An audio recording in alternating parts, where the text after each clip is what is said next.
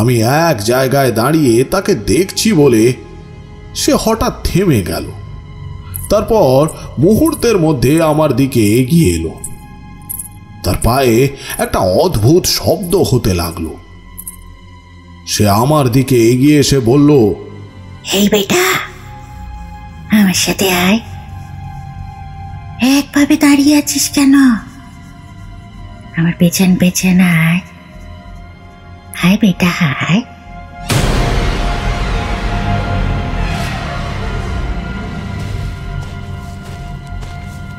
তাড়াতাড়ি আয়, দেরি করিস না বেটা। চলে আয়, আয়, তাড়াতাড়ি আয় বেটা, তাড়াতাড়ি আয়।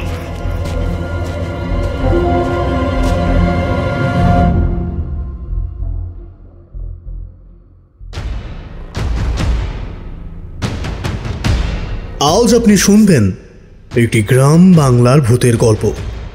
লেখক ধূমকেতুর কলমে, তালদির মাঠ। আজ গল্প পাঠে তন্ময়, গল্পের সূত্রধার আমি সুমন। এছাড়া অন্যান্য চরিত্রে রয়েছে প্রকাশ, দেবা, গোড়া, সুমনা ও আমি সুমন। শুরু হচ্ছে আজকের গল্প, ধূমকেতুর কলমে, তালদির মাঠ।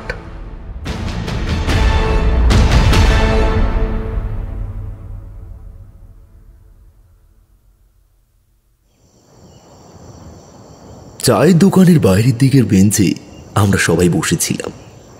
আমরা বলতে যেমন থাকি, আমি, মানিক আর দীপু ওরফে ঘটোৎকচ। কিন্তু অনেকক্ষণ থেকে বসে থাকার পরেও যখন শিবুদা দেখা নেই, তখন দীপু কেমন যেন উত্তেজিত হয়ে বলল, তখন বারবার করে বললাম, আজ আকাশের অবস্থা ভালো নয়, এখন বেরোস না। তাছাড়া এমন সময় শিবুদা আসবে বলে তোর মনে হয়? আজ ভোরেই তো মনে হয় ঘুমোলো। আরে আজ সকালে আমার সঙ্গে দেখা হয়েছিল, বলল দুপুরের দিকে চায়ের দোকানে বসছে। বটার চায়ের দোকানে নাকি দুপুরের দিকে আসবে, আমাদের বলার জন্য নাকি তার কাছে একটা অদ্ভুত ব্যাপার রয়েছে। আমি চুপ করে ওদের কথা শুনছিলাম। চায়ের দোকানের সামনের দিকে গ্রামের মাটির রাস্তা, তার উল্টো দিকে ছোট মাঠটা ঢালু হয়ে নেমে গেছে, আর দূরের দিকে ধানের জমি পেরিয়ে একটা পুকুর, তার শেষের দিকে একটা কালো মেঘ এসে দাঁড়িয়েছে। বৃষ্টির একটা ভাব আস্তে আস্তে ছড়িয়ে পড়তে শুরু করেছে চারপাশে। মাঝে মাঝে চায়ের দোকানের মাথার উপর দিয়ে একটা সনসনে হাওয়া গা শিরশিরিয়ে বয়ে যাচ্ছে। আজ লোকজন খুব একটা নেই। বটাদা তাই মাঝে মাঝে আফসোস করে বলছে, আকাশের অবস্থা এমন হলে চায়ের দোকানের লোক হবে কি করে? আজ দোকান না খুললেই ভালো হতো। এই শীতের সময় বৃষ্টি, ভাবা যায়। যাই হোক, ওবেলায় বৃষ্টি কমলে তখন না হয় খুলবো দোকানটা। একটু পরেই দীপু ওরূপে ঘটোৎকচের ভবিষ্যৎবাণীকে নস্যাৎ করে দিয়ে শিবুদা এসে বলল। সঙ্গে সঙ্গে ফোঁটা ফোঁটা বৃষ্টি এসে লাগলো আমাদের গায়ে। তাড়াতাড়ি বেঞ্চিটা তুলে নিয়ে দোকানের পিছনের দিকে টিনের চালের ঘরটার মধ্যে গিয়ে আমরা ঢুকলাম। শিবুদা একটা লম্বা রুমালের মতো কাপড় নিয়ে গায়ে জল ঝাড়তে ঝাড়তে বলল, আর বলিস না, সেই সকাল থেকে এত কাজ, আর সেই সমস্ত কিছু সেরে আসতে গিয়েই তো বেরোতে দেরি হয়ে গেল। আকাশের অবস্থা দেখে ভাবলাম তোরা আজ আসবি না, কিন্তু নেহাত কথা দিয়েছি যখন, তখন আমার আসা দরকার। তোমার কথা দেওয়া না দেওয়া সেই একই ব্যাপার। এমন কতবার হয়েছে যে আমরা অপেক্ষা করে করে বাড়ি ফিরে গেছি। বললেই হলো, তোরা মিথ্যে কথা বলবি আর আমি তা ধরতে পারবো না। আরে আরে এমন কবার হয়েছে বলতো যে আমি তোদের বলেছি আর তারপরে আসিনি? বুঝতে পারছিলাম দীপু আর শিবুদার মধ্যে একটা মারমার কাটকাট হওয়ার অপেক্ষা। তাই আমি মধ্যস্থ করে বললাম, থাক না এসব, এখন থাক। আকাশের অবস্থা কিন্তু ভালো না। এই মানিক, এই টিনের দরজাটা একবার টেনে দে তো, যা টেনে দে। হ্যাঁ, ভালো হয়েছে, এবার চলে আয়। বটাদা দোকানের ঝাঁপ নামিয়ে ফেলল, আর ঠিক তখনই তুমুল বৃষ্টি এসে পড়তে লাগলো। টিনের চালের ওপর বৃষ্টির ছাড় এসে পড়তেই চারপাশটা কেমন যেন কাঁপিয়ে দিল। একেতেই শীতকাল, তার উপর দিয়ে এমন দিনে দুপুরে বৃষ্টি নামবে তা কেউই বুঝতে পারেনি। সনসন করে ঠান্ডা বাতাস বইছে, শীতে আমাদের গাটা গুড়গুড় করে উঠছে। লম্বা বেঞ্চে আমরা তিনজন পাশাপাশি বসেছি। উল্টো দিকে একটা ছোট্ট কাঠের মতো টেবিল রয়েছে, সেখানে শিবুদা বসেছে। একটা চায়ের দোকানের ভিতরের দিকেও বসার মতো জায়গাও রয়েছে। বৃষ্টির সময় কিংবা মাঝে মাঝে আমরা এখানে এসেই বসি। উল্টো দিকে টেবিলে লম্বা হয়ে বসেছি সেই সময়। শিবুদা তার পরনে এখন একটা সাদা রঙের পাতলা পাঞ্জাবি পরে আছে, আর হলদে গেরুয়া রঙের একটা পাতলা কাপড়ের প্যান্টের পোশাকটা পরে থাকতে দেখে বড় অদ্ভুত লাগলো আমার। মাথার চুল সুন্দর করে আঁচড়ানো, নাকের নিচে কাঁচা পাকা গোঁপটা তিত্তির করে কাঁপছে। মাঝে মাঝে হাতে ধরা সিগারেটটা আঙ্গুলি নিয়ে নাচাতে নাচাতে তাতে দুবার লম্বা টান দিল। কি ব্যাপার বলো তো, আজ বেশ খুশি খুশি বলে মনে হচ্ছে। তা তো হবে, একটা ঘটনা তোদের বলবো বলে ডেকেছি। তোরা জানিস তো, তোদের গল্প বলতে আমার হেপি লাগে, তাই জন্য এত আমার আনন্দ। এই শিবদা, এই বাজে কথা বলা বন্ধ করো। উফ, তুমি যা গাল গল্প শোনাও, তাতে কোনোদিন না আমরা হার্ট ফিল করে মারা যাই। অন্য সময় হলেই হয়তো শিবুদা দীপুর এই কথায় বেশ রেগে উঠত, কিন্তু আজ যেন সব কথা সে হেলায় উড়িয়ে দিয়ে একবার ধোঁয়া ছেড়ে বলল,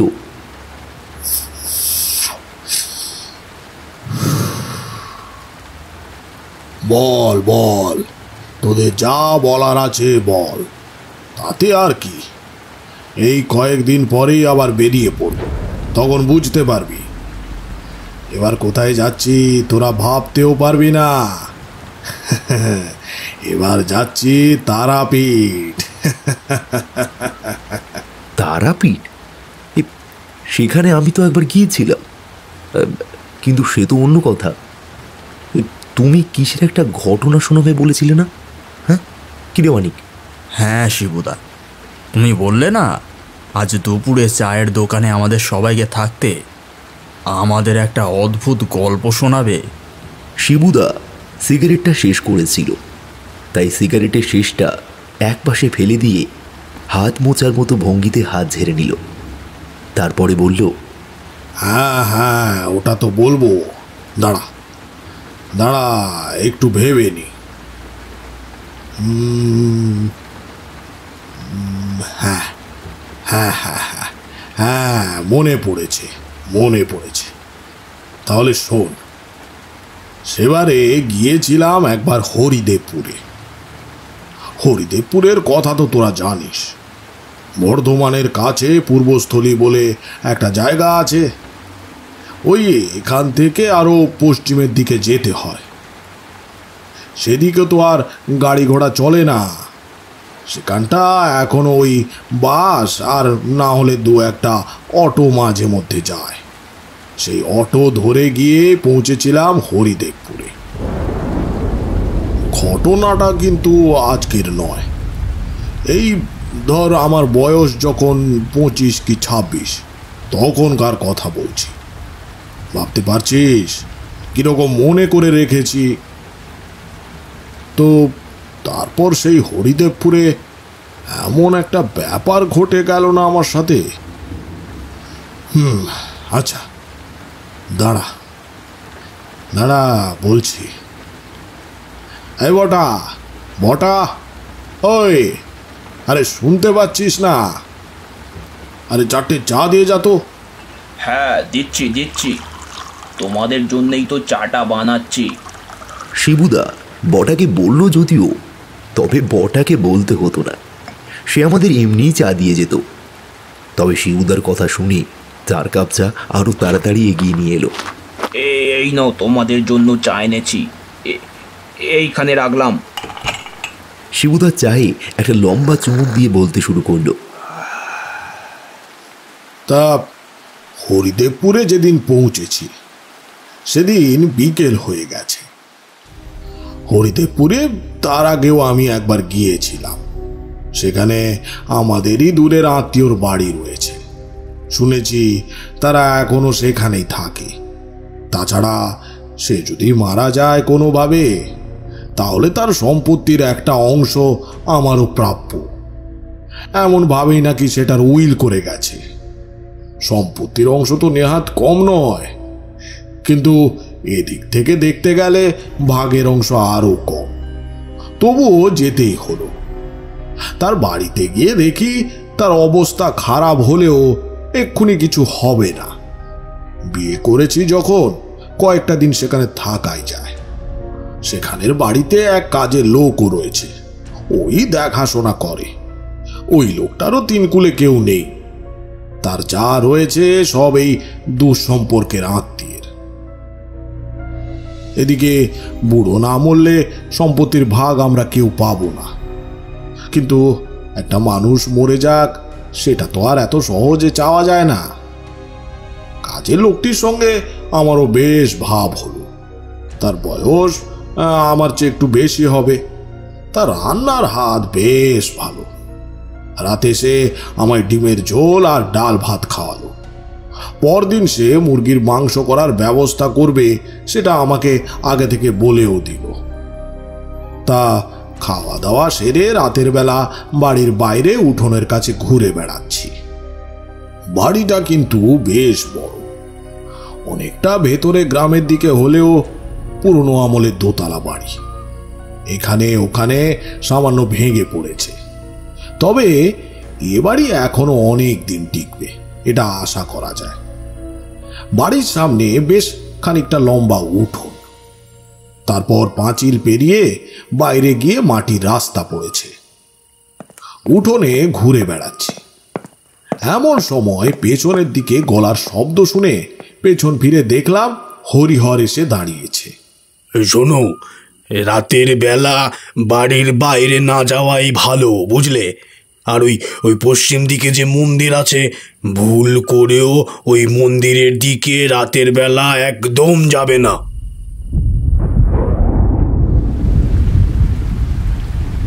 তোরা তো জানিস আমায় যা বারণ করা হয় তাই করার ইচ্ছে আমার প্রবল। যা আমায় করতে বলা হয়েছে তা আমি কখনোই করতে চাই না। এর আগে ওই সুন্দরবনের ঘটনাটা মনে আছে তো? হ্যাঁ হ্যাঁ, সে আবার থাকবে না। তবে তুমি এখন এই ঘটনাটা শোনাও। বলছি। তো হরিহরের ওই কথা শুনে মনের মধ্যে বেশ কৌতূহল হলো। এখানে আসার আগে সেই মন্দিরের নাম আমি আগেও শুনেছি। বাস স্ট্যান্ডে নেমে যখন বললাম অমুকের বাড়িতে যাব, তখন দুই একজন ওই মন্দিরের কথাও আমাকে বলল। সেটা নাকি দেবী ধূমাবতীর মন্দির। ধূমাবতীর মন্দির? কিন্তু এমন মন্দিরের কথা তো এর আগে খুব একটা শুনেছি বলে মনে হয় না। শুনবি না, এসব নাম তোরা শুনবি না। কারণ এই ধূমাবতীর মন্দির খুবই কমই আছে। শ্মশানে থাকা তান্ত্রিক কাপালিকরা এই ধূমাবতীর পূজা করে এবং লোকেরাও করে, তবে তার সংখ্যা খুবই কম। তারও একটা বিশেষ কারণ আছে। সে যাই হোক, হরিহরের কথা শুনে তো আমি বেশ অবাক হয়ে গেলাম। তাকে বললাম, কেন মন্দিরের দিকে যাব না কেন? রাতের বেলা ওই মন্দিরের দিকে যে যায় সেই নাকি খুব ভয় পায়, তাই তোমায় আমি বারণ করলাম। দেখো, তুমি অচেনা মানুষ, কোথা থেকে কি বিপদ হবে তার থেকে। মন্দিরে আবার কিসের বিপদ? মন্দিরে আবার মানুষ ভয় পায় নাকি? আরে ধুর, কি যে বলো। হ্যাঁ গো শিবু বাবু, ওই মন্দির ভালো নয়, অনেক পুরানো মন্দির ওটা, জানো? তাছাড়া ওই মন্দির নিয়ে অনেক গল্প চালু আছে। ওটা হলো দেবী ধূমাবতীর মন্দির। কথাটা শুনে আমি বেশ অবাক হলাম। বললাম, আচ্ছা হরিহর, কি গল্প বলো তো? বলো কি গল্প? আচ্ছা এখানে এসে বসো তো, এসো এখানে বসো। হরিহর আর আমি বাড়ির বারান্দার কাছে হ্যারিকেন নিয়ে বসলাম। এদিকে ইলেকট্রিসিটি এখনো সেভাবে এসে পৌঁছয়নি। হ্যারিকেনটার আলো মাঝে মাঝে তিরতির করে কাঁপছে। হরিহরের বয়স আমার চেয়ে একটু বেশি, তোদের তো আগেই বলেছি সে কথা। এখন হয়তো তার মাথার সমস্ত চুল সাদা হয়ে গিয়েছে। তা সে যাই হোক, একটা উদাস দৃষ্টিতে তাকিয়ে অনেকক্ষণ চুপ করে থেকে তারপর হরিহর বলল, প্রায় 3 বছর আগে শেষবার এখানে একটা ব্যাপার ঘটেছিল। এই তোমার মতো একজন বাইরে থেকেই এখানে এসেছিল। তাকে অনেক বারণ করেছিলাম যাতে রাতের বেলায় ওই মন্দিরের দিকে না যায়, কিন্তু সে কিছুতেই আমার কথা শোনেনি। দাদাগিরি মেরে রাতের বেলা সে ওই মন্দিরের দিকেই গিয়েছিল। তারপর গোটা রাত ধরে তাকে কোথাও খুঁজে পাওয়া যায়নি।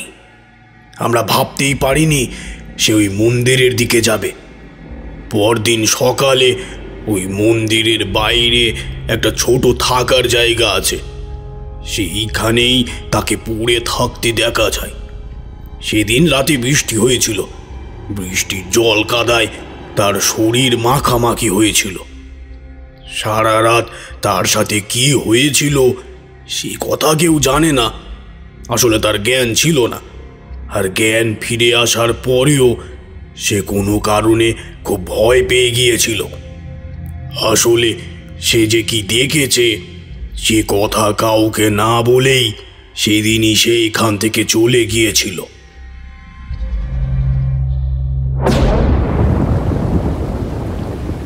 অদ্ভুত ব্যাপার, কি দেখেছিল সে কথা কেউ জানে না, অথচ তারা ভয় পেয়েছে। এ কি রকম ঘটনা বাইরে! সব কিছু কি আর জানা যায় রে দীপু? সব কিছু এত সহজে জানা যায় না, বুঝলি? আমি তো হরিহরের কথা শুনে একেবারে অবাক। এমন একটা ব্যাপার হয় কি করে? এর আগেও অনেক জায়গায় ঘুরে অনেক কিছুই আমি দেখেছি, কিন্তু এই মন্দিরে এমন কি হয়? মনে মনে স্থির করলাম এই মন্দিরে আমাকে একবার হলেও যেতে হবে। সে হরিহর চাক আর না চাক, দেখি না কি আছে ওই মন্দিরে। অনেকক্ষণ ধরে আধো অন্ধকারের মধ্যে বারান্দার কাছে বসে হরিহরের সঙ্গে কথাবার্তা বললাম। তাদের একটা ঘরে, মানে যার বাড়িতে গিয়েছিলাম, সে থাকতো ওই বাড়িরই দোতলায়। একটু রাত হতেই হরিহর উঠে চলে গেল। আমার থাকার ব্যবস্থা হয়েছিল একতলার ঘরে। আমি একতলায় আমার ঘরের বিছানায় গিয়ে শুয়ে পড়লাম তো বটে, তবে ঘুম এলো না কোনো মতে। মনে মনে ওই মন্দিরের কথাটা বারবারই ভেবে চলেছি। এমন কি আছে সেখানে যে এত মানুষ ওখানে ভয় পেয়েছিল, অথচ পরদিন সকালে সে কাউকে কিচ্ছুই বলেনি? আর যদি সেটা দেবী ধূমাবতীর মন্দির হয়, তাহলে নিশ্চয়ই সেখানে দেবী ধূমাবতীর কোনো মূর্তি থাকবে। তবে এর আগে দেবী ধূমাবতীর মূর্তি আমি দেখেছি বলে তো মনে পড়েনি। ক্রমে ক্রমে এসব ভাবতে ভাবতে কখন যে ঘুমিয়ে পড়েছি আমার আর মনে নেই।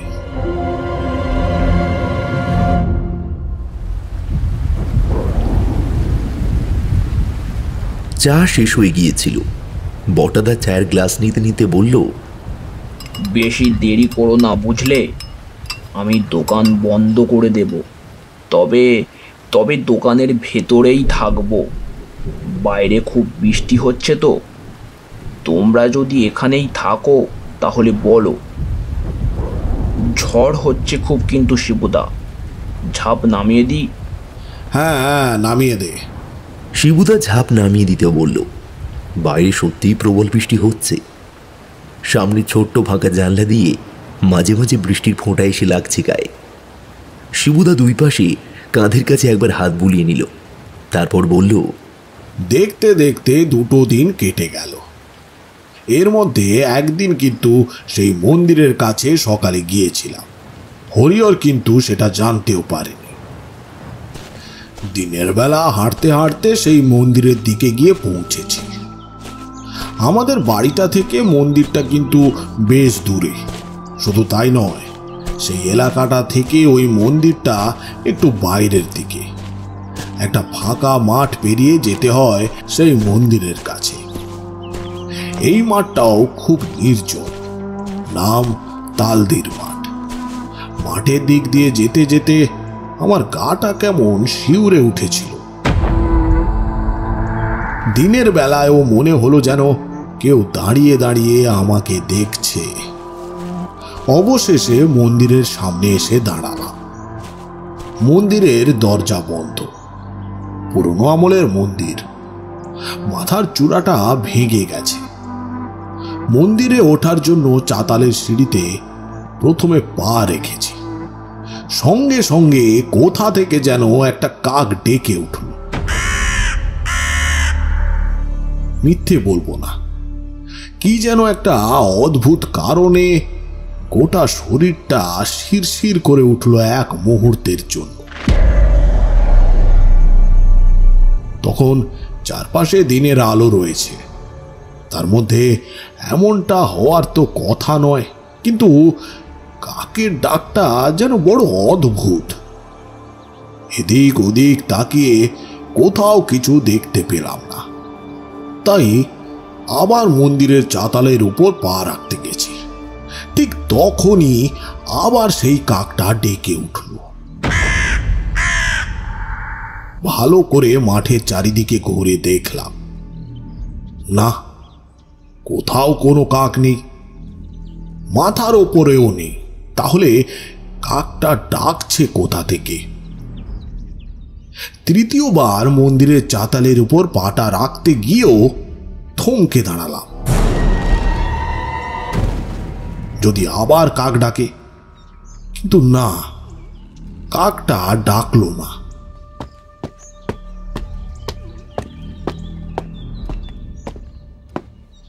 ভাঙা পুরনো পরিত্যক্ত সিঁড়ি বেয়ে উপরের দিকে উঠে এলাম মন্দিরের চাতালের কাছে। আগেকার দিনের পাথর আর ইটের তৈরি মন্দির। বৃষ্টির জল আর রোদের কারণে এখানে ওখানে রোদের আলো বাইরে বেরিয়ে আসতে শুরু করেছে। দরজাটা বন্ধ, তবে আরেকটা অদ্ভুত ব্যাপার লক্ষ্য করলাম এইবার। দরজাটা কিন্তু ঠিক অক্ষত রয়েছে, তার কোনো ক্ষতি হয়নি। দরজায় লোহার কড়া ঝুলছে। চাতাল দিয়ে সামনের দিকে এগিয়ে গিয়ে দরজায় কড়ায় হাত রেখে একটা ধাক্কা দিতে যাব, ঠিক তখনই যেন আমার পেছনে মাথার উপরে একটা ডানা ঝাপটানোর শব্দ শুনতে পেলাম। আর তার সঙ্গে সঙ্গে একটা কাকের ডাক ভেসে এলো কানে। সঙ্গে সঙ্গে থতমত খেয়ে দুপা সরে এলাম। পেছনের দিকে ঘুরে কাকটাকে একটা তাড়া দেব বলে ভেবে পেছনে তাকিয়ে অবাক হয়ে গেলাম। চারপাশে কাক তো দূরের কথা, কাকের একটা পালক পর্যন্ত নেই। মাঠটা বেশ খানিকটা বড়। যতদূর চোখ যায় রোদের আলোয় সবকিছু দেখা যায়, কিন্তু তাহলে একটু আগে আমার কানের কাছে ডানা ঝাপটানোর শব্দ এবং কাকের ডাক শুনলাম, সেটা কি ছিল? মাথার ভেতরটা কেমন যেন গুলিয়ে এলো। আবার এগিয়ে গিয়ে মন্দিরের দরজার উপর হাত রেখে একটা ধাক্কা দিতে দরজাটা খুলে গেল।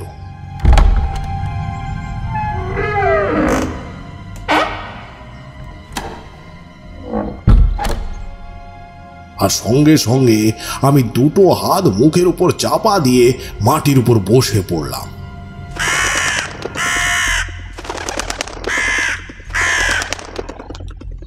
কারণ মন্দিরের খোলা দরজা দিয়ে বাইরে বেরিয়ে এসেছে একটা কালো কুচকুচে কাক।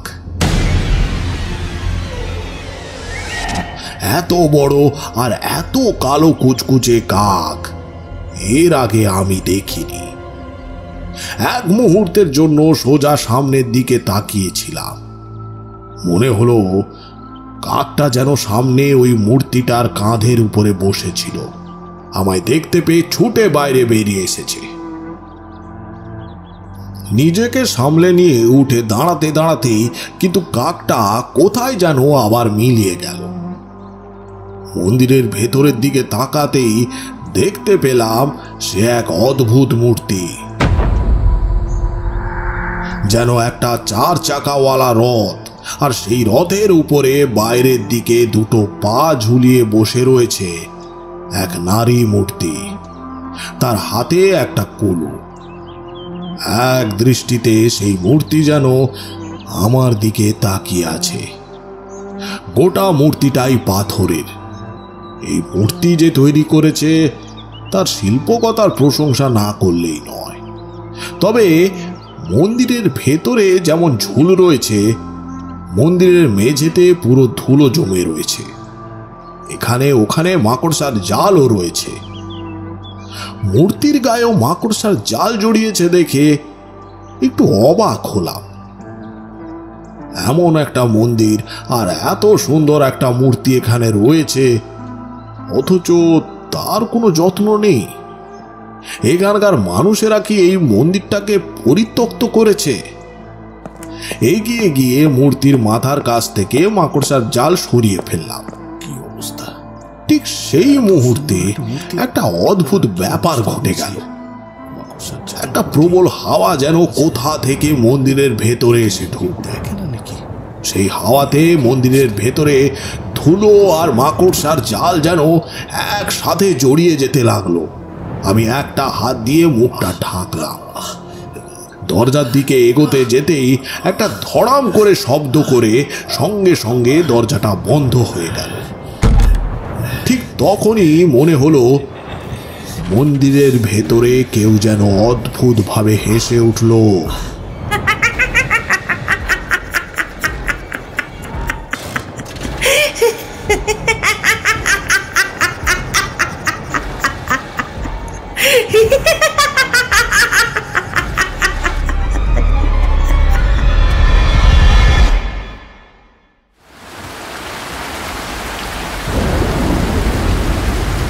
কথাটা বলে শিবুদা আমার দিকে তাকালো। এতক্ষণ আমরা চুপ করে সমস্ত কথা শুনে চলেছিলাম। এবার মানিক বলল, কিন্তু ওই মন্দিরের ভিতরে তো তুমি ছাড়া অন্য কেউ ছিল না শিবুদা। আর কে? ওই মন্দিরের ভেতরে থাকা ধূমাবতীর মূর্তি জ্যান্ত হয়ে গেছিল। তাই শিবুদাকে দেখে ওভাবে হেসে ফেলেছে বোধ হয়।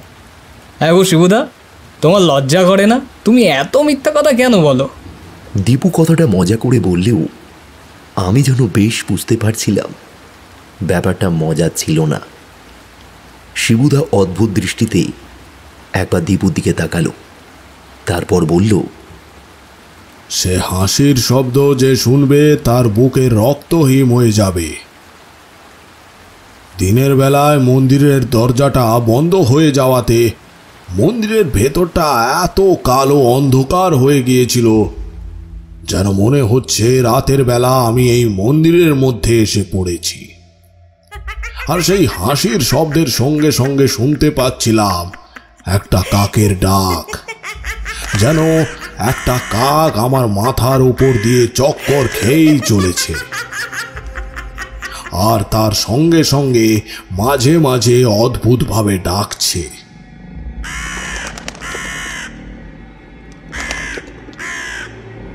কতক্ষণ যে এভাবে অন্ধকারের মধ্যে মন্ত্রমুগ্ধের মতো দাঁড়িয়েছিলাম আমার মনে নেই।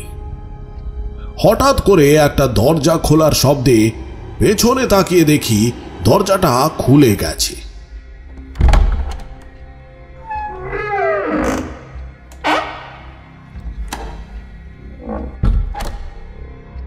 আরো অবাক লাগলো যখন ওই কাকটা এসে বসলো মূর্তির কাঁধের কাছে।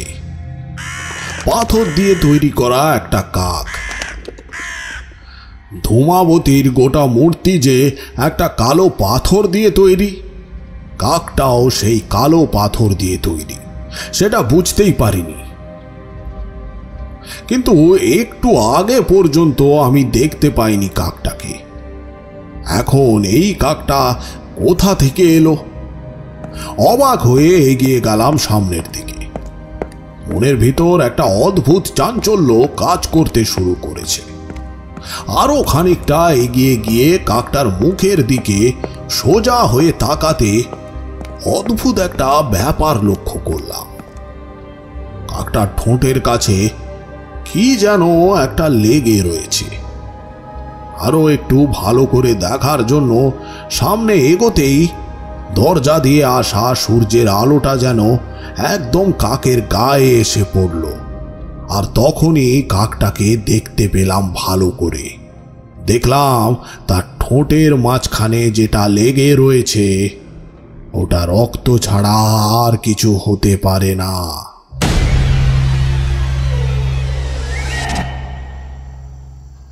আমার যেন এবার ভয় লাগতে লাগলো।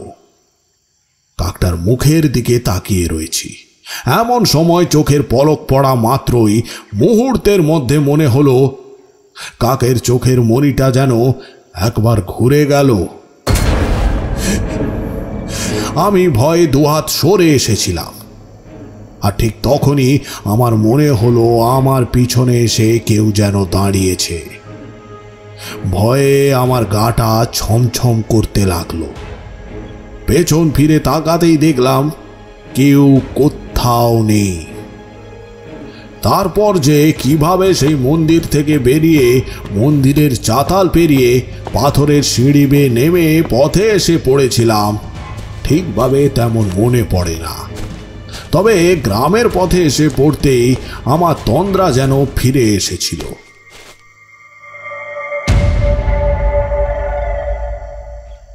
এতক্ষণ আমি মনে হয় ঘুমের ঘোরে ছিলাম।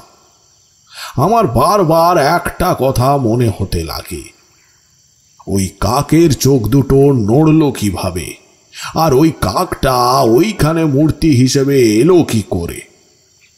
ওকে তো আমি জীবিত অবস্থায় দেখলাম। তারপর মনে হলো হয়তো কাকের মূর্তিটা আগেই ওখানে ছিল, আমি নিজেই খেয়াল করে দেখিনি। আর পাথরের মূর্তির ঠোঁটের কাছে কিছু হয়তো লেগেছিল, সেটা অনেক কিছুই হতে পারে। ওই মন্দিরটা পরিত্যক্ত হয়ে থাকে, সেখানে কি না কি রয়েছে সেসব নিয়ে আমি ভয় পাচ্ছি। বাড়ি ফিরতেই হরিহর বলল, কোথায় গিয়েছিলে শিবু বাবু? তাড়াতাড়ি এসো, তাড়াতাড়ি এসো, বাবুর অবস্থা খুব একটা ভালো না। গিয়ে দেখি সত্যি অবস্থা ভালো নয়। দুটো চোখ কেমন যেন উল্টে আসতে শুরু করেছে, গোটা শরীরে অস্থিরতা শুরু হয়েছে। এমনি কোনো সমস্যা নেই, তবে বয়স হয়েছে বেশ। বয়সজনিত কিছু সমস্যার জন্য হৃদযন্ত্র দুর্বল। হরিদেবপুরের পাশের গ্রামে একজন পাশ করা ডাক্তার খুঁজে পেয়ে গেলাম। এই গ্রামেরই লোক শহরে ডাক্তারি পড়ত, তাকেই ডেকে আনা হলো। তিনি জানালো চিন্তার কিছু নেই, বয়স হয়েছে তো তাই একটু মাঝে মাঝে ওই রকমই হয়, ভালোভাবে নজর রাখলেই চলবে। তবে খুব বেশি দিন এভাবে বাঁচানো যাবে না, মাস দুয়েকের মধ্যেই যা হওয়ার হয়ে যাবে। আমার মনে কিন্তু তখন ওসব চলছিল না। আমার মনে তখন একটা অদ্ভুত ব্যাপার শুরু হয়েছে। যখনই চোখ বন্ধ করছি আবার চোখের সামনে জ্বলে উঠছে সেই দুটো লাল টকটকে চোখ। তার দুই চোখের মাঝখান থেকে কালচে একটা লম্বা ঠোঁট এগিয়ে এসেছে সামনের দিকে, আর তলার পাটিতে আরেকটা কালো রঙের ঠোঁট যেন তিরতির করে কাঁপছে মাঝে মাঝে। চোখ খুলে ফেললেই আবার চোখের সামনে কোথাও কিছু নেই। হঠাৎ করেই এমন একটা অদ্ভুত ব্যাপার শুরু হলো।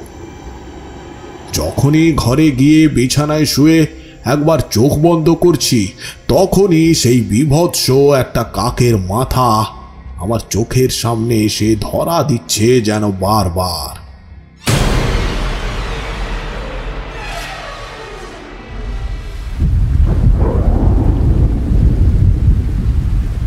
সর্বনাশ! কিন্তু এমনটা হলো কি করে? এমনটা তো হওয়ার কথা নয়। শিবুদা ফ্যাকাশে চোখে আমাদের দিকে তাকিয়ে রইল। দীপু ওরূপে ঘটোৎকচ পর্যন্ত কিছু না বলে চুপ করে রইল কিছুক্ষণ। কি যে হচ্ছে তা কোনো কিছুই আমি নিজেও বুঝতে পারছিলাম না। যতবারই চোখ বন্ধ করে ঘুমাবার চেষ্টা করি ততবারই ওই কাকের মাথাটা চোখের সামনে এসে আমায় ভয় দেখাচ্ছিল বারবার।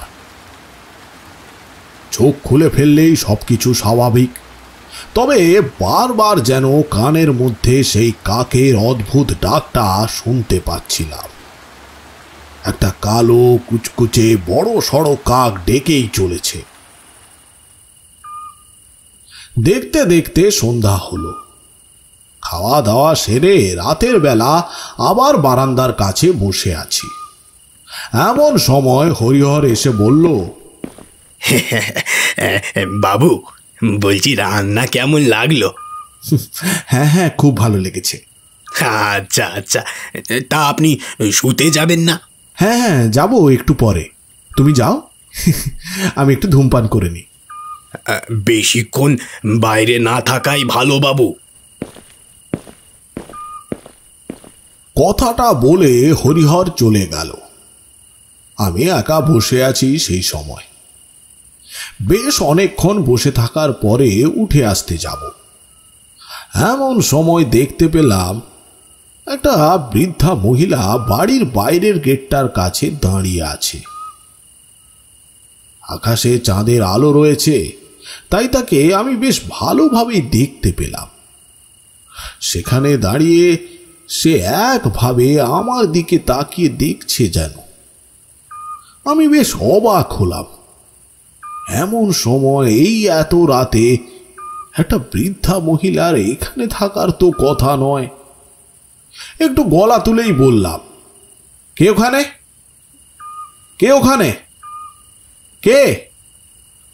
আমি স্পষ্ট দেখতে পাচ্ছি বাড়ির বাইরের বড় দরজার কাছে বৃদ্ধা দাঁড়িয়ে রয়েছে আর আমার দিকে তাকিয়ে আছে। কি মনে হতে উঠে দাঁড়ালাম। হাতের হ্যারিকেনটা তুলে নিয়ে হাঁটতে হাঁটতে এগিয়ে গেলাম দরজার কাছে। আরো কয়েক পা এগোতেই একটা অদ্ভুত ব্যাপার মনে হলো। বৃদ্ধার ওই দুটো চোখ যেন আমি আগেও কোথাও দেখেছি।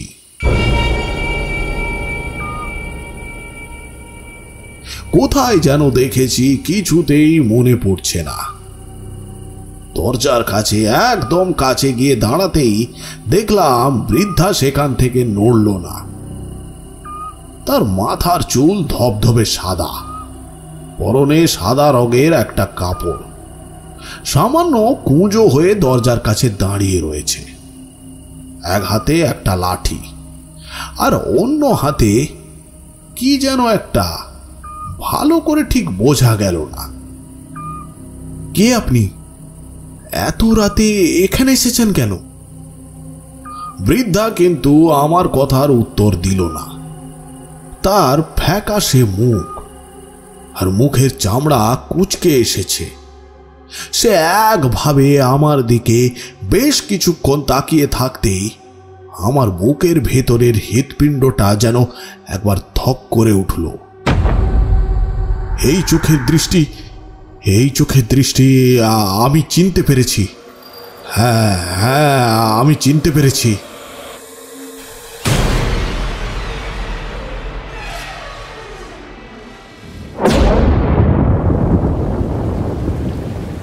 শিবুদার চোখের দৃষ্টি কেমন যেন হয়ে গেল। আমি বললাম, শিবুদা, তার চোখের দৃষ্টির সঙ্গে কার চোখের দৃষ্টির মিল পেয়েছিলে তুমি? হ্যাঁ? শিবুদা আমার কথায় কোনো উত্তর দিল না।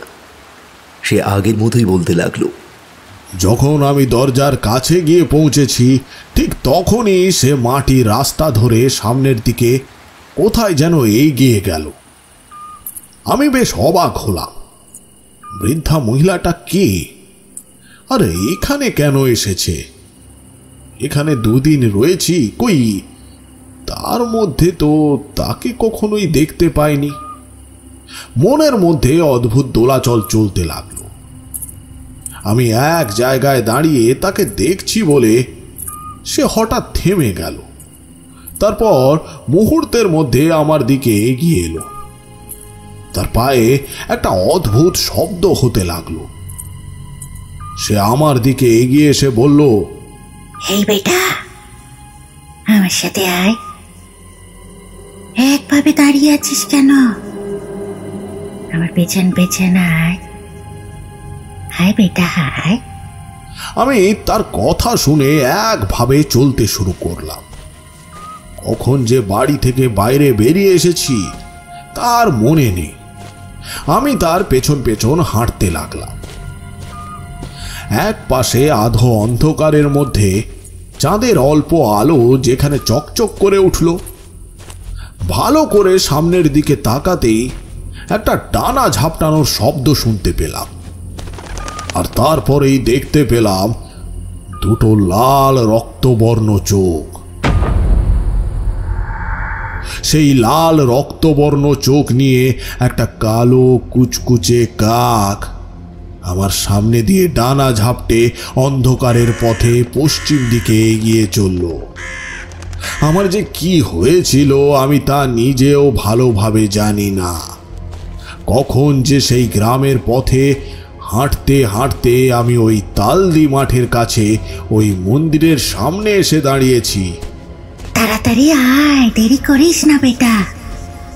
চলে আয়, আয়, তাড়াতাড়ি আয় বেটা, তাড়াতাড়ি আয়। আমার ভালোভাবে মনে নেই। যখন সম্বিত ফিরল বুঝতে পারলাম পাথরের সিঁড়ি বেয়ে আমি আস্তে আস্তে উপরের দিকে উঠে যাচ্ছি।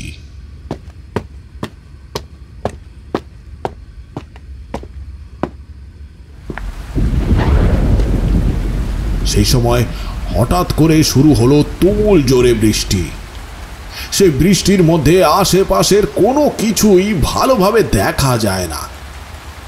মন্দিরের চাতালের ওপর দিয়ে এক পা করে হাঁটতে হাঁটতে একদম কাছে এসে থমকে দাঁড়ালাম।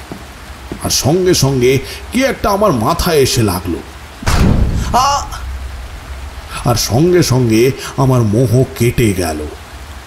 তারপরেই মনে হলো আমি এটা কি করছি? রাতের অন্ধকারে এখানে আমি কি করে এসে পড়লাম? মনে পড়ল হরিহর সেদিন বাড়িতে ফিরে যাওয়ার পরে আমায় বলেছিল, শুনেছি ওখানে যারা একবার যায় ঠিক তারপরেই দেবী ধূমাবতী নিজেই নাকি তার কাছে আসে এবং তাকে ডেকে নিয়ে চলে যায়। তাই তুমি একটু সাবধানে থেকো। হ্যাঁ, কতবার বারণ করলাম, আমার কথা তো শুনলে না, কি আর বলবো। মন্দিরের দরজাটা বন্ধ, অথচ যেন আমি স্পষ্টভাবে বুঝতে পারছি ওই বন্ধ দরজার পেছনে কেউ একটা দাঁড়িয়ে আছে। আধো অন্ধকারের মধ্যে সে দাঁড়িয়ে দাঁড়িয়ে বন্ধ দরজার ওপার থেকে আমায় দেখে চলেছে। প্রচণ্ড বৃষ্টির মধ্যে আমার মাথার উপর দিয়ে চক্কর খেয়ে যাচ্ছে একটা কালো কুচকুচে কাক। আর তার ডাকের শব্দে চারপাশের বৃষ্টির শব্দ ছাপিয়ে যেন একটা অদ্ভুত ঢেউ আমার গায়ে এসে ধাক্কা দিচ্ছে।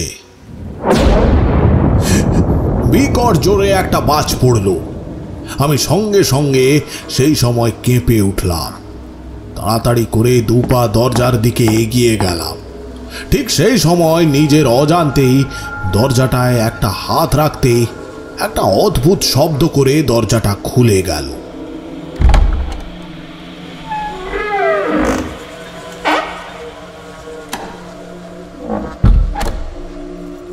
ঠিক তখনই দেখতে পেলাম দরজার উল্টো দিকে দাঁড়িয়ে রয়েছে সেই বৃদ্ধা মহিলা। মন্দিরের ভেতরটা ঘুটঘুটে অন্ধকার, অথচ কোনো এক অদ্ভুত আলোয় যেন সেই বৃদ্ধার গোটা শরীর আমি দেখতে পাচ্ছি। সামান্য ঝুঁকে সে আমার দিকে তাকিয়ে রয়েছে।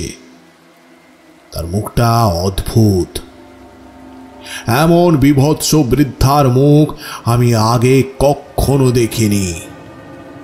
নিজেই মনে মনে বলে উঠলাম, এসব কি দেখছি আমি? এসব কি দেখছি? কি দেখছি? কে ওটা? এটা কে? কে ওটা? বুঝতে পারলাম আমার কথা জড়িয়ে আসতে শুরু করেছে। গোটা শরীরের মধ্যে থেকে যেন কেউ একটা নিয়ন্ত্রণ ক্ষমতা কেড়ে নিচ্ছে। মন্দিরের ভিতরে ঢুকে পড়লাম আমি। ঠিক সেই সময় দরজাটা ধড়াম করে বন্ধ হয়ে গেল আপনা আপনি।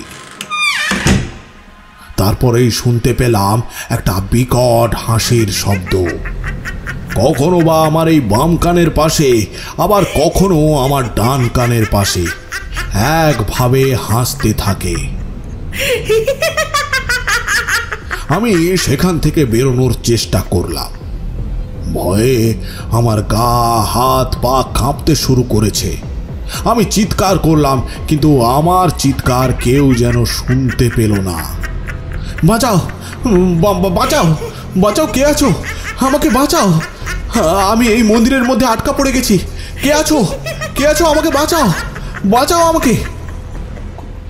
এর মধ্যে, ওই অন্ধকারের মধ্যে মন্দিরের দরজাটা যে কোথায় তা আমি কোনো মতেই খুঁজে পাচ্ছিলাম না। তাই মন্দিরের সেই পাথরের দেওয়ালের উপর হাত রেখে আমি খুঁজতে লাগলাম সেই দরজাটা। যে দরজাটা পেরিয়ে আমি এক্ষুনি মন্দিরের ভেতরে ঢুকেছি, সেটা গেল কোথায়? সঙ্গে সঙ্গে আমার কানের কাছে কেউ যেন বলে গেল, এই তো এখানে দরজা আছে। আরে ওই দিকে নয়, এই তো এখানে আছে। দেখ দেখ, এই তো, আরে এই তো।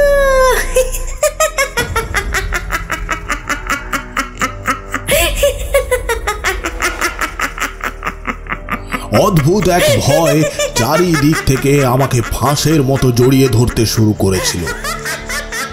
মাঝে সেই অন্ধকারের মধ্যে একটা কাকের ডানা ঝাপটানোর শব্দ পেলাম, আর ঠিক তার সঙ্গে বিভৎস খলখলে অট্ট হাসি ছুটে আসতে লাগলো আমার কানে। একটা অদ্ভুত গন্ধ মন্দিরের ভেতর থেকে ভেসে আসছে। আমি চিৎকার করে বললাম, কে? কে ওখানে? কে ওখানে? কে? কে ওখানে? কে কে এরকম করছো? কে কে কে ওখানে? কে কে কে কে এরকম করছো?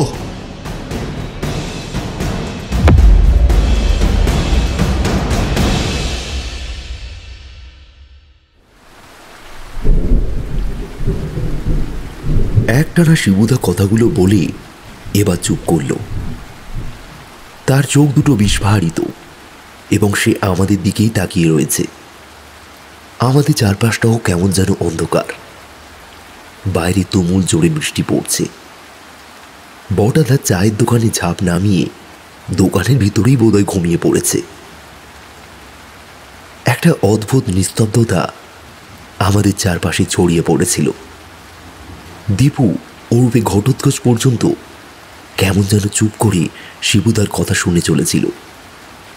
মানিক একটু ইতস্তত করে বলল, কিন্তু শিবুদা, তুমি তো চোখের সামনে দরজাটা বন্ধ হতে দেখেছিলে, আর কিছু মিনিটের মধ্যে দরজাটা আর খুঁজে পাচ্ছ না। শিবুদা সামান্য হাসল, তারপর একটা তাচ্ছিল্যর ভঙ্গিতে বলল, ব্যাপারটা যদি এতই সহজ হতো তাহলে তো ভালোই হতো রে। ওই মন্দিরের পাথরের দেওয়াল হাতড়াতে হাতড়াতে কম করে হলেও প্রায় 1 ঘন্টা আমি মন্দিরের মধ্যে ঘুরে বেরিয়েছি, কিন্তু কোনো দরজা খুঁজে পাইনি। দরজাটা কোথায় গেল? যেন কোনো এক অদৃশ্য মন্ত্র বলে গোটা মন্দিরের দেওয়ালটাই পাথরের হয়ে গেছে। যেখানে ঘন্টা খানেক আগে দরজা ছিল, যেটা দিয়ে আমি মন্দিরে প্রবেশ করেছি, সেটাও কেমন যেন বদলে গেছে। আমি চিৎকার করে বললাম, তুমি কে? কেন এমন করছো? তুমি যদি মন্দিরের দেবী হও তাহলে আমায় এভাবে কেন ভয় দেখাচ্ছ? কে তুমি? কোনো সাড়া নেই। কেউ আমার কথার উত্তর দিল না। শুধু সেই হাসির শব্দটা একবার থেমে গেল। সঙ্গে সঙ্গে মন্দিরের ভেতরে একটা নিস্তব্ধতা ছড়িয়ে গেল, যেন মনে হচ্ছিল একটা কালো অন্ধকার হাঁ করে সমস্ত কিছু গিলে নিতে শুরু করেছে।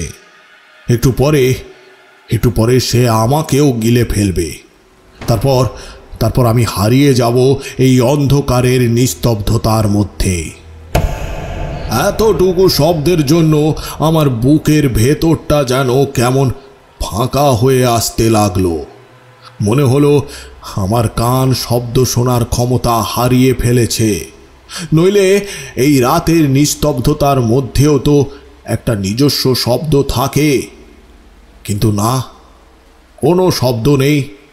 আমি দু হাতে নিজের চোখটা ধরলাম একবার। আমি স্বপ্ন দেখছি না তো? মাথার চুলটা খামচে ধরলাম। একটা কেমন অস্থির ভাব আমার পা বেয়ে আস্তে আস্তে উপরের দিকে এসে উঠতে লাগলো, যেন মনে হচ্ছিল ওই অন্ধকারটা আমার গলা টিপে ধরেছে একটু একটু করে। আমি চিৎকার করে উঠলাম, লাগছে। কে কে তুমি?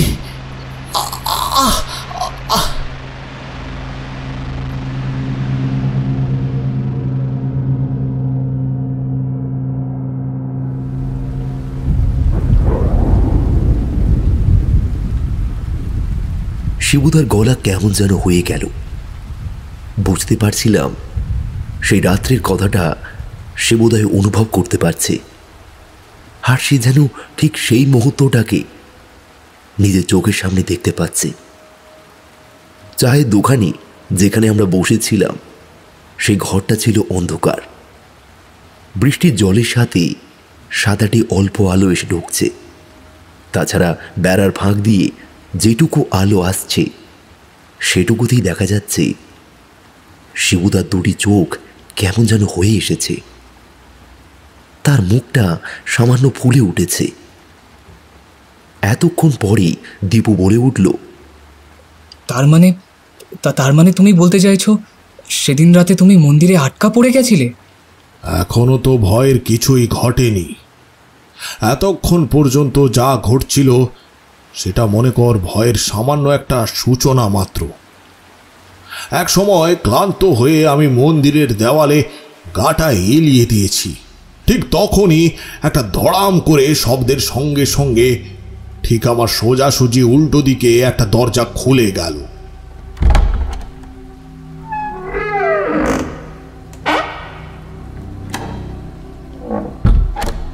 এই দরজাটা খোলার জন্যই আমি অপেক্ষা করছিলাম। মেঝে থেকে উঠে দু পা সামনের দিকে এগোতে যাব এমন সময় দেখতে পেলাম দরজার বাইরে আধো অন্ধকারের মধ্যে মন্দিরের চাতালের ওপর এসে দাঁড়িয়েছে একজন। সে আমার দিকে তাকিয়ে অদ্ভুতভাবে হাসলো। হাসতে হাসতে এসে মন্দিরের একদম দরজার সামনে এসে দাঁড়ালো।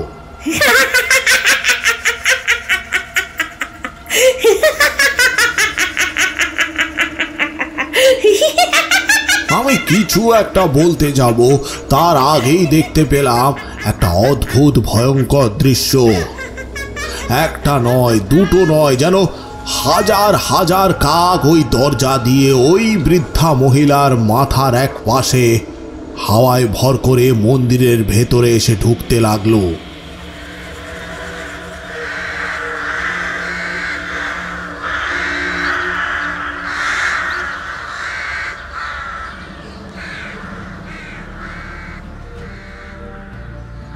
বৃষ্টির সময় কাক কখনো আকাশে উঠতে পারে এ দৃশ্য আমি নিজের চোখে দেখিনি, কিন্তু বৃষ্টির সেই জল, বাইরের বিদ্যুতের গর্জন, সমস্ত কিছু ছাপিয়ে অত কাক যে কোথা থেকে এলো তা আমি নিজেও বুঝতে পারছিলাম না। তারা মন্দিরের মাথার উপরে চক্কর খেয়েই চলেছিল। আমি দু হাতে কান ঢেকে চোখ বন্ধ করে প্রাণপণে মন্দিরের দেওয়ালের এক পাশে শরীরটা ঘেঁষে বসে রয়েছি। হঠাৎ করে একটা কথা মনে পড়তে আমি অবাক হয়ে গেলাম। মন্দিরের ঢোকার পর থেকে সেই ব্যাপারটা আমার চোখে তো একবারও পড়েনি।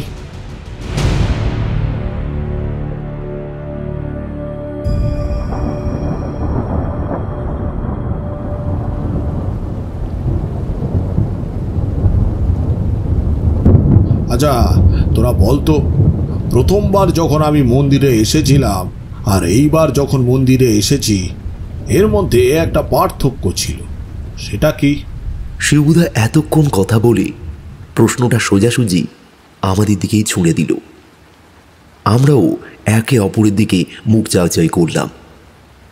দীপু বলে উঠল, মনে হচ্ছে ধূমাবতীর মূর্তিটা। প্রথমবার যখন মন্দিরে গিয়েছিলে তখন মূর্তির কথা বলেছিলে, কিন্তু দ্বিতীয়বার ওই রাতের অন্ধকারে মন্দিরে ঢোকার পরে কিন্তু একবারও তুমি মূর্তির কথা বলোনি, যদিও অন্ধকারে সেটা না দেখতে পাওয়ারই কথা। ঠিক বলেছিস, মন্দিরে ঢোকার পর থেকে একবারও আমি মূর্তিটা দেখিনি।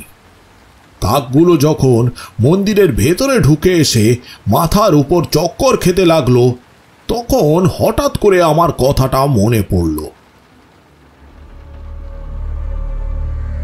আরে, মন্দিরের মাঝখানে যে পাথরের মূর্তিটা আমি সেদিন সকালে দেখেছিলাম, সেটা গেল কোথায়? হ্যাঁ, সেটা তো আর কোনো মাটির মূর্তি নয় যে কেউ এসে তুলে নিয়ে গেছে। পাথরের তৈরি সেই মূর্তি, 4টে চাকাওয়ালা একটা রথ, তার উপর বসে থাকা সেই বৃদ্ধার কথাটা মাথায় আসতে সব কিছু কেমন যেন জলের মতো পরিষ্কার হয়ে গেল।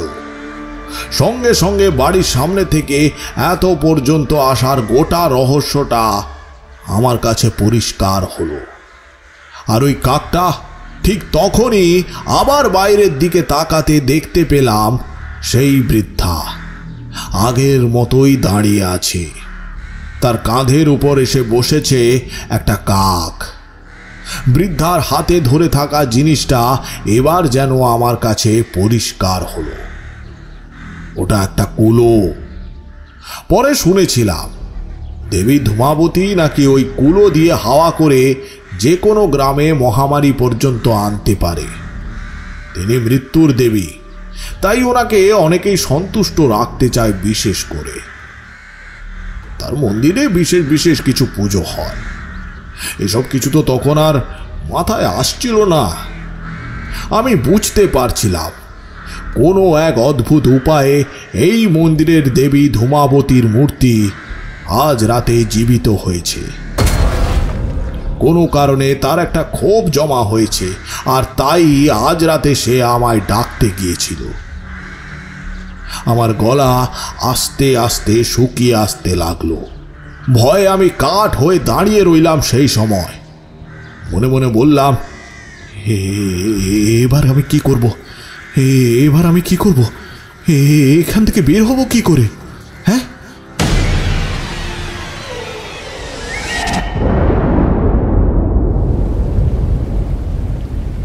শিবুদা একটা দীর্ঘশ্বাস ফেলল। তারপরে কপালে জমা সামান্য ঘামটুকু হাতে ধরা সেই রুমাল দিয়ে মুছে নিয়ে বলল, অশুভ শক্তির সঙ্গে লড়াই করতে গেলে মাঝে মাঝে বিপদ থেকে বাঁচার উপায় খুঁজে পাওয়া যায়, কিন্তু এ তো আর অশুভ শক্তি নয়। ইনি হলেন এক দেবী। এনার থেকে বাঁচব কি করে? মনের মধ্যে সমস্ত আশা যখন ছেড়ে দিয়েছি, ঠিক তখনই হঠাৎ করে একটা কথা মনে পড়ে গেল। হরিহর কথায় কথায় আমায় একবার বলেছিল, দেবী ধূমাবতী যেমন রুক্ষ তেমন কিন্তু কোমল স্বভাবের। কোনো ভক্তের প্রতি সে সদয় হলে তাকে তিনি তার চাহিদা মতো সমস্ত কিছু দেন। আবার কারোর উপর রুষ্ট হলে তার জীবন নিতেও দ্বিতীয়বার ভাবেন না। তিনি যেমন একটুতেই রেগে যান, তেমন একটুতেই সন্তুষ্ট হয়ে যান। এসব আমি আগেও শুনেছি। হরিহরের কথাটা মনে পড়তেই মন্দিরের ভেতরে যেখানে মূর্তিটা ছিল তার সামনে হাত জোড়ো করে বসলাম। আমার মাথার উপরে চারপাশে ঘুরে বেড়াচ্ছে সেই কালো কালো অদ্ভুত কাকের দল। তাদের ডাকাডাকি, ডানা ঝাপটানো সব কিছুর শব্দের সাথে বাইরে থেকে ভেসে আসা বৃষ্টির শব্দ, মাঝে মাঝে মেঘের গর্জন, সব কিছু মিলিয়ে যে একটা অদ্ভুত পরিবেশ তৈরি হয়েছিল তা তোমাদের বলার অপেক্ষা রাখে না। মাঝে মাঝে যেন মনে হয়েছিল ওই গ্রাম থেকে মন্দিরটা বাইরে কোথাও চলে এসেছে, এখানে আমাকে আর কেউ খুঁজে পাবে না। অনেকক্ষণ ধরে চুপ করে সেখানে বসে থাকতে থাকতে চোখ বন্ধ করে দেবী ধূমাবতীর কথাই ভেবে চলেছিলাম। মা, মা গো, মা রক্ষা করো আমাকে, আমাকে রক্ষা করো মা। তোমার এই সন্তান ভুল করেছে মা, আমাকে রক্ষা করো মা, আমাকে রক্ষা করো, আমাকে বাঁচাও মা, আমাকে ক্ষমা করে দাও মা, আমাকে ক্ষমা করে দাও। আর জীবনে কখনো এই ভুল করব না, আর হবে না মা, আমাকে ক্ষমা করে দাও মা, আমাকে ক্ষমা করে দাও মা, আমাকে ক্ষমা করে দাও। এই জীবনে আর কখনো এই ভুল করব না। আমাকে বারবার চোখের সামনে আসছিল সেই অদ্ভুত ভয়ঙ্কর কাকের দুটো চোখ। আর তারপরে অদ্ভুতভাবে একটা ব্যাপার ঘটল। আমার চোখের সামনে সেই ভয়ঙ্কর দুটো চোখের লাল আগুন আস্তে আস্তে কেমন যেন শান্ত হতে দেখলাম। দেবী ধূমাবতীকে মনে মনে ডাকতে লাগলাম প্রবল ভাবে। আবারও বললাম, ক্ষমা করো মা, আমায় ক্ষমা করো।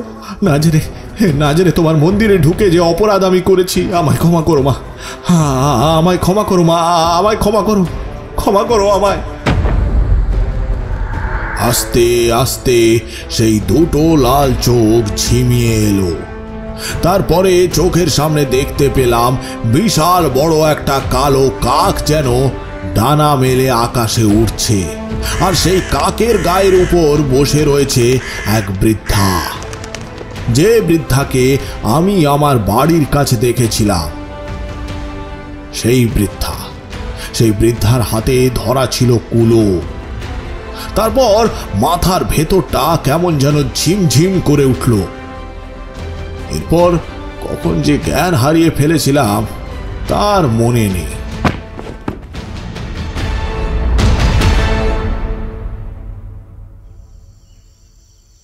পরদিন যখন জ্ঞান ফিরল তখন দেখতে পেলাম আমি একতলার একটা ঘরে বিছানায় শুয়ে রয়েছি।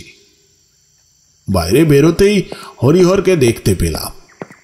হরিহর আমার কাছে এসে বেশ উত্তেজিত গলায় বলল, কতবার বলেছিলাম শিবুবাবু ওই মন্দিরের দিকে যাবে না, তাও শুনলে না আমার কথা। কাল রাতে যদি আমি না যেতাম তাহলে কি হতো বলো তো? আমি অবাক হয়ে বললাম,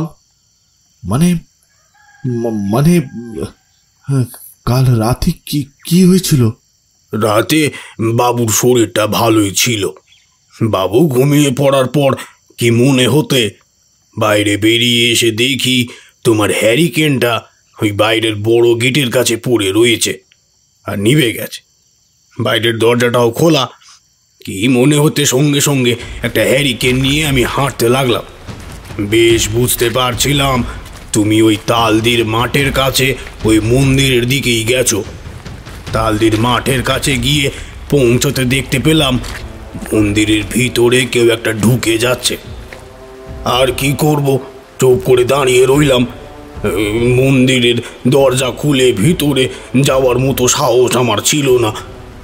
তারপরে দেখলাম বেশ কিছুক্ষণ কেটে যাওয়ার পরে তুমি মন্দিরের থেকে বাইরে বেরিয়ে এলে। তোমার চোখ দুটো বন্ধ। তখন প্রবল বৃষ্টি হচ্ছে। বাবু সাবধানে, আস্তে বাবু, আমার কাঁধে হাত দিন বাবু, আমার কাঁধে হাত দিন, দেখবেন সাবধানে বাবু। তুমি তোমাকে যে কিভাবে ওখান থেকে বাড়ি পর্যন্ত নিয়ে এসেছি তা শুধু আমিই জানি। কিন্তু কিন্তু এই প্রথমবার কেউ রাতের বেলায় মন্দিরের কাছে গিয়ে আবার সেখান থেকে বেঁচে ফিরেছে। দেবী ধূমাবতী সবাইকে ছেড়ে দেয় না, তোমাকে দিয়েছে। তুমি নিশ্চয়ই কিছু জানো।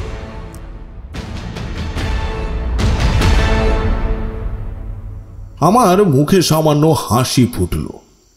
আমি বললাম,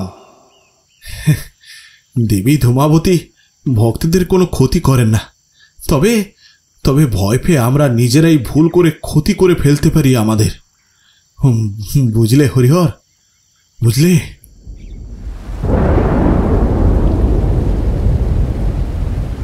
শিবুদা চুপ করতেই দীপু ওরূপে ঘটোৎকচ আবার যেন নিজের বল ফিরে পেল। সে তখন বলে উঠল, যত সব মিথ্যে কথা। আর হরিদেবপুরে এমন কোনো মন্দির আছে নাকি, বা ওই তালদির মাঠ আছে, সেটাই তো আমরা জানি না। কোথায় বর্ধমান আর পূর্বস্থলী থেকে আরও দূরে সেখানে যে এমন মন্দির আছে, সে কথার কে সাক্ষী দেবে? দেখ দীপু, সাক্ষী দেওয়া না দেওয়ার তো ব্যাপার নয়।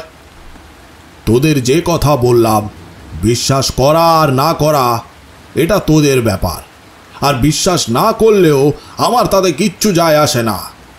তবে তবে আমি যা দেখেছি তা তোদের সমস্ত স্পষ্টভাবে বললাম। এবার তোদের ব্যাপার, তোরা কি করবি?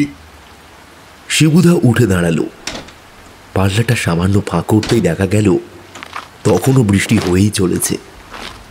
আবার এসে নিজের বেঞ্চের ওপরে বসে পড়ল। তখন মানিক বলল, শিবুদা, বৃষ্টি তো কমেনি, এখনো যদি আর একটা... না রে, একটু বসি, তারপর যদি মনে হয় তখন দেখা যাবে। ওই মন্দিরের সেই রাতের কথাটা সত্যি বলতে এখনো আমি বলতে পারিনি। এখনো যেন মাঝে মাঝে চোখ বন্ধ করলে সেই কালো কাকের কালচে দুটো বড় ঠোঁট আর তার সঙ্গে ওই দুটো লাল চোখ চোখের সামনে নিজের অজান্তেই ভেসে ওঠে বারবার। মাঝে মাঝে দুটো কালো ঠোঁটের মাঝখানে লেগে থাকা রক্তটাও যেন দেখতে পাই। আমি বলে উঠলাম, দেবী ধূমাবতী, তাই তো? আর দেবী ধূমাবতীর বাহন হলো ওই কাক। কিন্তু প্রশ্নটা করা হলো না। ঠিক তখনই পাশ থেকে বড়দাদার গলা শোনা গেল, তোমাদের কি আর একটা করে চা দেব নাকি? চা বানানোই আছে। হ্যাঁ হ্যাঁ, কেন না, নিয়ে এসো চা, আমাদের নদের নিমাই, নিয়ে এসো। শিবুদার সম্মতি জানাতেই আমাদের সামনে আরও 4 কাপ চা এসে পড়ল।